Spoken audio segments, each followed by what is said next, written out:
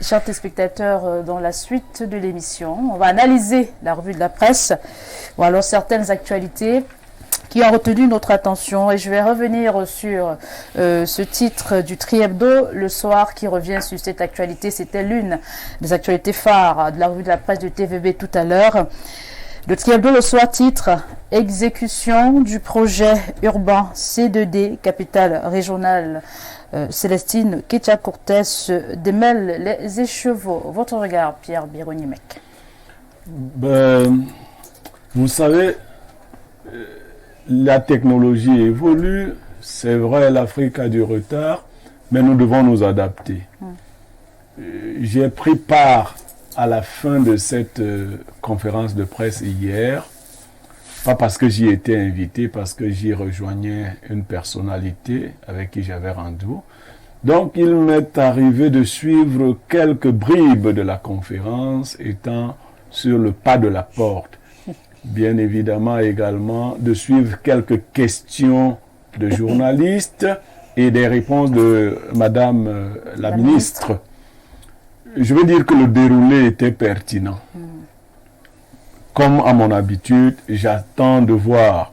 Parce que le déroulé nous donnait à penser que la nouvelle technologie qui sera appliquée dans l'élaboration de ce que nous appelions avant le goudron est beaucoup plus rapide, beaucoup plus efficace.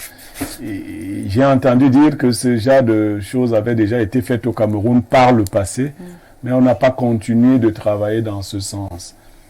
Nous voulons voir, j'ai vu la presse fortement mobilisée, beaucoup d'organes de presse étaient à cette conférence, et j'ai d'ailleurs apprécié à mon arrivée le bilinguisme de la langue, pas d'autre chose, parce qu'au Cameroun il y a plusieurs bilinguismes.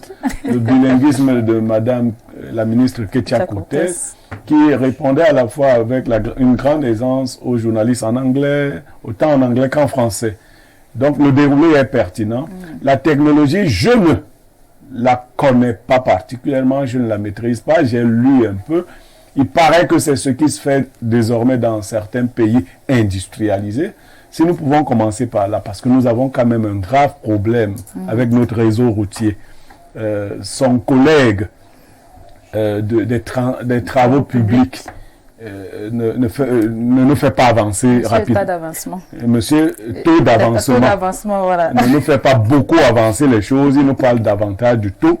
J'espère que les deux vont s'entendre parce que, à ce qu'a dit un expert lors de cette conférence, les études ont été faites au ministère des Travaux publics.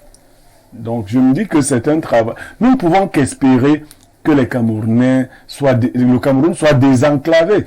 On nous a dit depuis l'enfance que là où la route passe, le développement suit. Mais arrêtez de nous faire des routes sur mesure, c'est-à-dire des routes pour un an. Voilà, donc si cette technologie, on aura le temps de l'expérimenter. Déjà, beaucoup de courage à Madame la ministre, parce qu'elle est quand même une femme engagée, dynamique. Elle sort du lot.